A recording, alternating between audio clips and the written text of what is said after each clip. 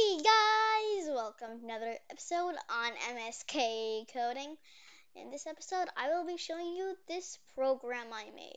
It's a simple program. It calculates the sum of digits in a number. This is a good program for beginner coders who are just learning how to code and want a program that would be suited for them, not too easy and not too hard. So the first line here is number equals input, give a number. That takes the input of whatever the person answered to that and stores it in a variable called number. Now we have list number, and that is the list of number. So that turns all the digits in the number to elements in a list. That is the key part of this program. We set a to 0, not as an incrementer, but as an adder. We use a for loop. If you've watched my word scrambler video or my fraction bar video, you would know about for loops on the MSK Coding channel.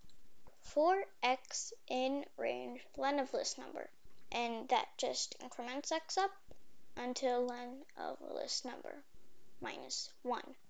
And then we have a is a plus integer of list number of x, or index x. Why did I put the integer here?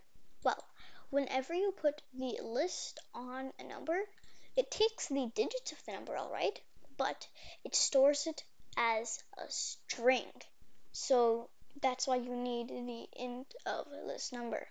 Is a plus int of list number, that just adds it onto. Then we print f just is the formatting, that's why I can have that in. The sum of digits in the number beep is, and then you put the answer. Let's run it now.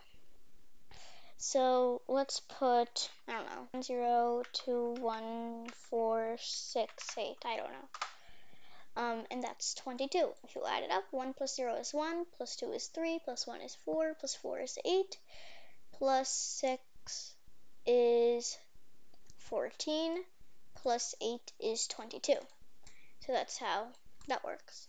And if you were wondering exactly how it stores the list, I can add a little print of list number 1010 20 30 40 567.